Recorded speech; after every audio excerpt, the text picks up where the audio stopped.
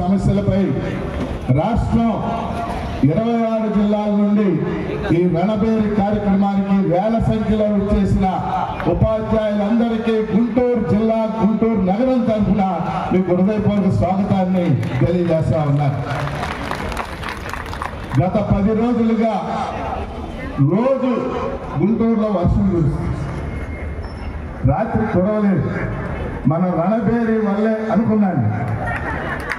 నేను ఈరోజు ఉదయం 4:30కి లేచి షూస్ వేసుకుని వాకింగ్ చేయడానికి బయటికి వెళ్ళాను. తెలంగాణ వర్షం స్టార్ట్. నేను ఒకటే అనుకున్నా, మా ఉద్యమంలో నిజాయితీ ఉంటే, ఈ రణబేరి కార్యక్రమంలో నిజాయితీ ఉంటే ఈ వర్షం ఆగిపోవాలి అనుకున్నా. ఈరోజు మన ఉద్యమంలో నిజాయితీ ఉండి మనం కోరుతున్నటువంటి సమస్యల్లో నిజాయితీ ఉంది కాబట్టి ఇంత పెద్ద ఎత్తున ఈ రణబేరి జరుగుతుంది. రాష్ట్ర ప్రభుత్వం దీన్ని వినాలని మనం డిమాండ్ చేస్తాం.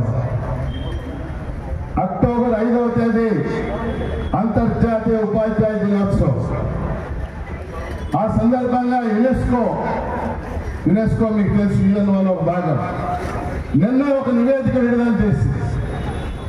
ఆ నివేదికలో మొదటి 3 లైన్లు, ఎంత టెక్నాలజీ వచ్చినా, ఆర్టిఫిషియల్ ఇంటెలిజెన్స్ వచ్చినా, రోబో టీచర్లు వచ్చినా ఉపాధ్యాయుడు దాని ప్రత్యామ్నాయం కాదు అని చెప్పారు.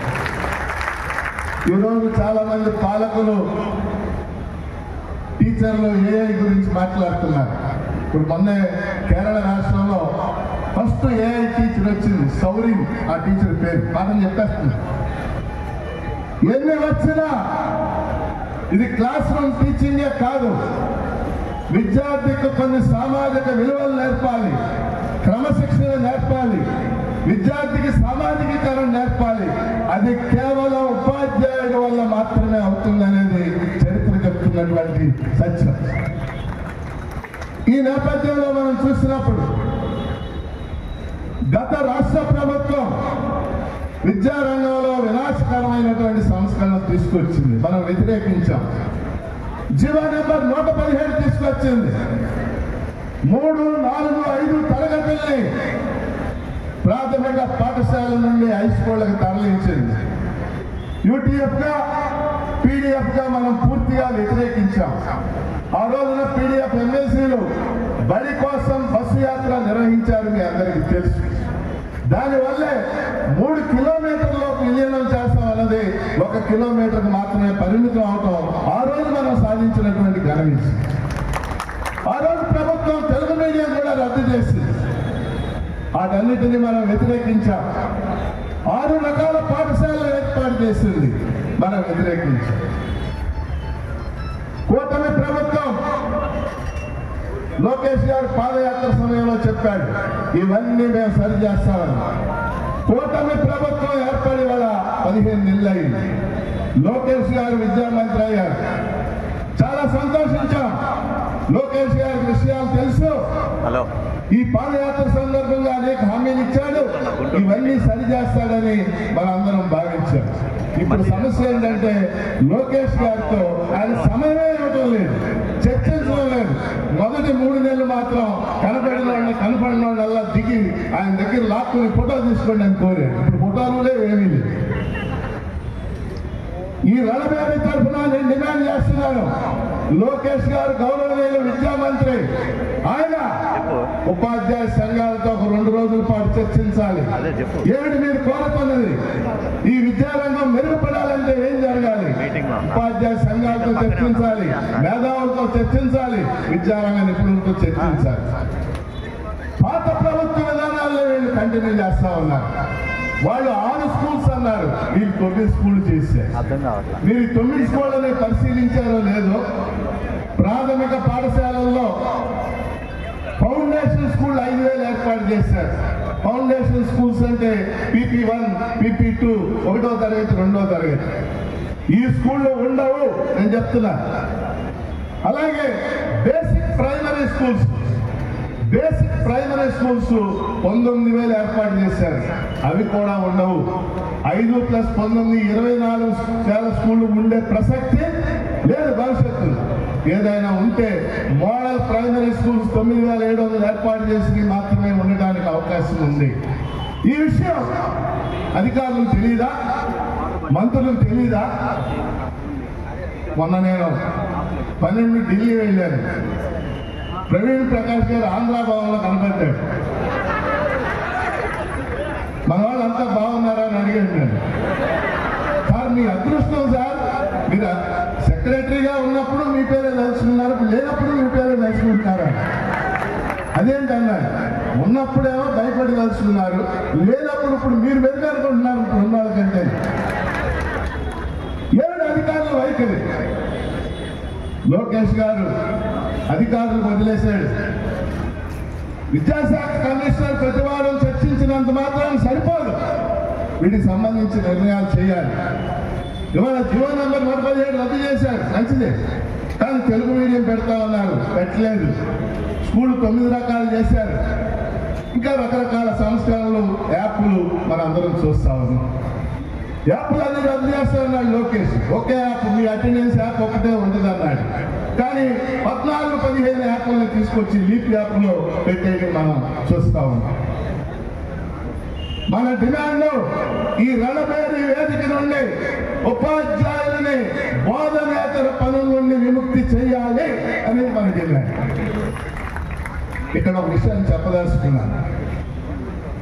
ఆ ప్రభుత్వం అయినా అదే చేసింది, ఈ ప్రభుత్వం అయినా ఇదే చేసింది. ఎందుకని ఉపాధ్యాయులుగా మనం గ్రహించాల్సినటువంటి విషయం 2 కారణాలు. ఒకటి, ప్రపంచ బ్యాంక్ సాల్ట్ పథకం ఇందా మన వాళ్ళు చెప్పారు. 2,000 కోట్లు అది ఒక రుణమా? లేదా 2,000 కోట్లు అది ఒక పెద్ద అమౌంటా? ప్రపంచ బ్యాంక్ ఎక్కడ ఉంది? గుంటూరులో ఉందా? అమరావతిలో ఉందా? ఢిల్లీలో ఉందా? ఎక్కడ ఉంది ప్రపంచ బ్యాంక్ కార్యాలయం? వాషింగ్టన్లో ఉంది. వాషింగ్టన్లో కార్యాలయం ఉన్న ప్రపంచ బ్యాంక్ ఎందుకు మీకు ఇంట్రెస్ట్? ప్రపంచ బ్యాంక్ సంస్కరణలు ఏ పెట్టినా దాని సారాంశం ప్రైవేటీకరణ మాత్రమే. మీరు గుర్తుపెట్టుకోవాల్సిన విషయం. చంద్రబాబు నాయుడు 95లో ముఖ్యమంత్రి అయినాడు. ఆయన 97లో సంస్కరణలు ప్రారంభించాడు. ఆ సంస్కరణలన్నీ ప్రపంచ బ్యాంక్ ఆదేశాల మేరకే చేశారు.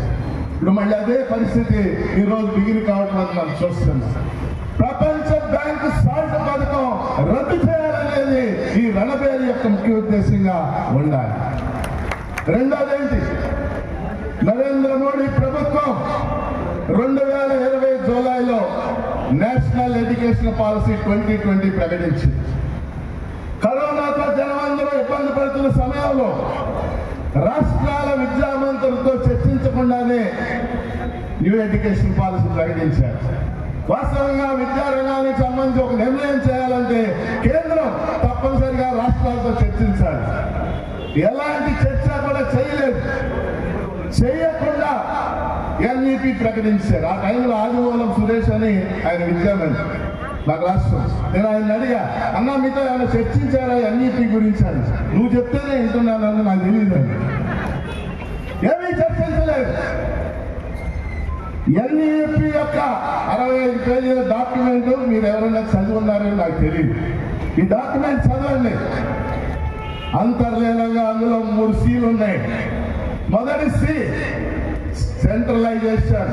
విద్యారంగం మీద ఇక్కడ నుంచి కేంద్రం ఆధిపత్యం ఉంటుంది. రెండవ C, కమర్షియలైజేషన్. విద్యారంగం మరింత ప్రైవేటీకరణ జరుగుతుంది. మూడవ C, కమ్యూనలైజేషన్. విద్యారంగం మరింత మతతత్వాన్ని పులుముకుంటుంది. దీన్ని ఈ ప్రభుత్వాలు రెండూ కూడా, అటు జగన్మోహన్ రెడ్డి ప్రభుత్వం, ఇటు చంద్రబాబు నాయుడు ప్రభుత్వం అమలు చేయటమే ఈ సమస్యలన్నిటికీ కారణం. ఈ సందర్భంగా గుర్తుపెట్టుకోవాలి మనం. తమిళనాడు ముఖ్యమంత్రి స్టాలిన్, కేరళ ముఖ్యమంత్రి పినరాయి విజయన్ ఇద్దరు స్పష్టంగా మేము కేంద్రం ప్రకటించిన నూతన విద్యా విధానాన్ని అమలు చేయం అని ప్రకటించారు. వాళ్ళిద్దరికి మనం సాల్యూట్ చేయాలి. ఎంపీ గారు అమలు చేయకపోతే ఇప్పుడు ఏం చేసింది కేంద్రం? కొన్నాళ్ళు సమగ్ర శిక్ష నిధులు ఆపేసింది, ఇప్పుడు మళ్ళీ ఇచ్చేశారు. ఏం చేయలేదు. ఎందుకంటే భయపడాల్సిన అవసరం? బీజేపీ అధికారంలో ఉన్న రాష్ట్రాలు కూడా NEP 2020 అమలు చేయకముందే జగన్మోహన్ రెడ్డి ప్రభుత్వం మేము అమలు చేస్తున్నాం అని ప్రకటించాడు. ఎందుకు నీకు అంత ఉత్తరం? అంటే మీరందరూ ఉపాధ్యాయులుగా ఈ సంస్కరణలు ఊరికే అమలు జరగడం లేదు. దీని వెనకాల ప్రపంచ బ్యాంక్ ఉంది, దీని వెనకాల NEP 2020 ఉంది. వాటిని కూడా మనం పోరాటం చేయాలనేది మీకు చెప్పదలుచుకున్నాం. రెండోది, ఆర్థిక డిమాండ్లకు సంబంధించి సాగర్ గారు ఉన్నారు, రమణ ఉన్నారు. స్పష్టంగా సుప్రీంకోర్టు 1980లో జస్టిస్ వైవి చంద్రాచూడ్ గొప్ప న్యాయమూర్తి, ఆయన ప్రధాన న్యాయమూర్తి, భారతదేశంలో 7 ఏళ్లు పనిచేసిన ఏకైక ప్రధాన న్యాయమూర్తి ఆయనే. ఆయన నాయకత్వంలో అనేక తీర్పులు వచ్చినాయి. ఒక బ్రహ్మాండమైనటువంటి తీర్పు DS Nakara versus union of India, DS Nakara NAKARA, ఒక హిస్టారికల్ జడ్జిమెంట్ అది. ఆ తీర్పులో సుప్రీంకోర్టు స్పష్టంగా పెన్షన్ అనేది భిక్ష కాదు, ఉద్యోగి హక్కు, 30 ఏళ్ళు పనిచేసినందుకని. అది తీర్పు వచ్చాకే మనం చేసిన ఉద్యమాల ఫలితంగా ఈరోజు మనం పొందుతున్నటువంటి OPS మనకు వచ్చేసి 2004 వచ్చేసరికి పెన్షన్ పెరిగిపోతా ఉంది. మనుషులు ఎక్కువ కాలం బతికేస్తున్నారు. మనుషులు ఎవరైనా ఎక్కువ కాలం బతికితే సంతోషించాలి. ప్రభుత్వాలు విచారం వ్యక్తం చేస్తుంది. వీడు 65 ఏళ్ళు, 70 ఏళ్ళు, 75 ఏళ్ళు, 80 ఏళ్ళు బతికేస్తున్నారు. బతుకుతారు, తప్పే ఉందండి. ట్రెడిషనల్ క్వాంటమ్ అంటున్నారు ఈ పెన్షనర్లు అంతా. కాబట్టి పెన్షన్ తగ్గించేలా 2004 జనవరి 1న ఈ దేశంలో NPS అమల్లోకి వచ్చింది, నేషనల్ పెన్షన్ స్కీమ్. 2004 సెప్టెంబర్ 1న NPS మన రాష్ట్రంలో CPS గా అమల్లోకి వచ్చింది. ఆ రోజున మనం చెప్పాం, నేను 2007లో ఫస్ట్ సారి MLCగా పోటీ చేసినప్పుడు ఏ స్కూల్కి వెళ్ళినా, అయ్యా కొత్త పెన్షన్ విధానం వచ్చింది, మన భవిష్యత్తులో పెన్షన్ ఉండదంటే టీచర్లు ఎవరో సీరియస్గా పట్టించుకోవాలి. అది వచ్చినప్పుడు చూద్దాం లేదు సార్, వచ్చేసింది CPS. ఇవాళ CPS కింద రాష్ట్రంలో 3 లక్షల మందికి పైగా ఉన్నారు. జగన్మోహన్ రెడ్డి అంతకుముందు 2014-19లో మధ్య చంద్రబాబు నాయుడు ఏదో టక్కర్ కమిటీ అని, ఆ కమిటీ అని, ఏ కమిటీ ఇచ్చాడు, ఏం జరగల. 2019-24 మధ్య జగన్మోహన్ రెడ్డి వారం రోజుల్లో CPS రద్దు చేస్తారన్నాడు. వారం అయిపోయింది, సంవత్సరం అయిపోయింది, 5 ఏళ్ళు అయిపోయింది. కాబట్టి వీళ్ళంతా కూడా NPS గా మనం, నేను స్పష్టంగా చెప్తున్నా ఈ వేదిక మీద నుంచి, మనం NPS కి వ్యతిరేకం, CPS కి వ్యతిరేకం, GPS కి వ్యతిరేకం, UPS కి వ్యతిరేకం. మనం ఒక OPS కి మాత్రమే మనం అనుకోవడం. ఇందులో ఎలాంటి శిష్టులు లేవు. వచ్చినప్పుడు వస్తుంది. OPS అమలు చేసి తీరాల్సిందే. ఇది కూడా సంస్కరణ మీరు గుర్తుపెట్టుకోవాల్సింది. ఎందుకు ఇది అమలు చేశారు? ప్రపంచ బ్యాంకు, IMF చెప్పబట్టి international monetary fund. International monetary fund అనే సంస్థ ఏ దేశంలో అడుగుపెట్టినా ఆ దేశం సర్వనాశనమే. శ్రీలంకను సర్వనాశనం చేసింది IMF, నేపాల్ సర్వనాశనం చేసింది, బంగ్లాదేశ్ సర్వనాశనం చేసింది. చూశారు కదా దేశాలు. కాబట్టి CPS వద్దు, OPS వద్దు మనందరికి కూడా. అంతేకాదు ఇంకో ప్రమాదం ముందు రాబోతా ఉంది. మొన్న పార్లమెంటులో భారత ప్రభుత్వం చట్టాన్ని ఆమోదించి నిర్మలా సీతారామన్ గారు ప్రతిపాదించారు. ఆ చట్టం సారాంశం ఏంటంటే, OPS కింద రిటైర్ అయిన వాళ్ళందరూ కూడా ఇన్నేళ్లుగా మనందరం, అంటే రిటైర్ అయిన వాళ్ళు మనందరం వాళ్ళు, మనం వేతన సంఘం వేసినప్పుడల్లా మన పెన్షన్ పెరుగుతూ ఉంటుంది. DL పెరిగినప్పుడల్లా మన పెన్షన్ పెరుగుతూ ఉంటుంది. మన అందరికీ తెలిసిన విషయం. కానీ భవిష్యత్తులో ఇప్పుడు పెన్షనర్లుగా ఉన్నటువంటి వాళ్ళకి వేతన సంఘం వేసినప్పటికీ వాళ్ళ పెన్షన్ పెరగదు, యథాతథంగా ఉంటుంది. DL పెరగనే చట్టాన్ని చేశారు, అమలు చేయమంటున్నారు. చట్టం చేశాక ఎప్పుడో పెడతాడు, అమలు చేయట్లేదు. కాబట్టి ఆ ప్రమాదం కూడా మన దృష్టిలో ఉంది. నా ఉద్దేశంలో అయితే ఇక్కడ దాదాపు 50% పైన OPSలో పొందేవాళ్ళు ఉంటారు నేను అనుకోవటం. అంటే 2004 ముందు టీచర్లు అయిన వాళ్ళు మీకు కూడా ప్రమాదం ఉందని చెప్తున్నాను. మీకు కూడా ప్రమాదం. అందుకని మనం ఎక్కడో చోట దీన్ని పూర్తిగా వ్యతిరేక అదే ఉద్యమాలు చేసాం. మనం జేఏసీ చేసింది, క్యాపిటల్ చేసింది, యూటీఎఫ్ చేసింది. గత 10 ఏళ్ళుగా అనేక సార్లు అరెస్టులు అయ్యాం, కేసులు ఇక్కడ నడుస్తూనే ఉన్నాం. ఇది మనం స్పష్టంగా మన మైండ్లో ఉండాలి. దీంతో పాటు 12వ వేతన సంఘం కేంద్ర ప్రభుత్వం 8వ వేతన సంఘం వేసింది. మీకు తెలుసు కదా, కేంద్రంలో 10 ఏళ్ళకు ఒకసారి వేతన సంఘం వేస్తారు. 2016లో వేశారు 7వ వేతన సంఘం. ఇప్పుడు 8వ వేతన సంఘం వేశారు. పని అడుగుతాం. కానీ మన రాష్ట్రంలో 2023 జూలై నాటికి వేయాల్సినటువంటి 12వ పిఆర్సీ చైర్మన్ ని ఏదో మాట వరుస నియమించింది పాత ప్రభుత్వం. ఆయన ఏం పని చేయలేదు. కానీ ఇప్పుడు మనం చూస్తా ఉన్నాం, ఆయన రాజీనామా చేశాడు. 12వ వేతన సంఘం చైర్మన్ నియమించారు. చిన్న విషయాలు చేయటానికి అవకాశం ఉన్న విషయాలు కూడా రాష్ట్ర ప్రభుత్వం చేయట్లేదు. ఉదాహరణకి 2003 డిఎస్సి 7,000 మంది ఉపాధ్యాయులు ఉన్నారు. 2004 సెప్టెంబర్ 1కి ముందే వీళ్ళు ఎంపికై డిఎస్సి ద్వారా సాంకేతిక కారణాల వల్ల 2004 సెప్టెంబర్ 1 తర్వాత నియమించబడ్డారు. ఇలాంటి వాళ్ళకి ఓపీఎస్ అమలు చేయమని కేంద్ర ప్రభుత్వం మెమో నెంబర్ 57 ఇచ్చింది. 15 రాష్ట్రాలు అమలు చేసింది. 10-12 వేల మంది బెనిఫిట్ అవుతారు. కానీ రాష్ట్రంలో కూటమి ప్రభుత్వం ఏర్పడిన తర్వాత నేను కాంట్రాక్ట్ ఉద్యోగుల గురించి అట్లాగే మెమో నెంబర్ 57 అన్నిటి గురించి నేను మెమోరాండాలు ఇవ్వడం అనేది జరిగింది. అది అమలు చేయాలి. అలాగే 1998 డిఎస్సి 2008 డిఎస్సి 1998 2008 డిఎస్సికి నేను పేరు పెట్టాను, అంతులేని కథ అని చెప్పి. ఆ కథ ఇంకా నడుస్తానే ఉంది. 98 డిఎస్సి 4,072 మందికి ఎంటీఎస్ ఇచ్చారు. ఇచ్చి వాళ్ళు చేరిన 2వ నెలలోనే వాళ్ళు 400 మంది రిటైర్ అయ్యారు.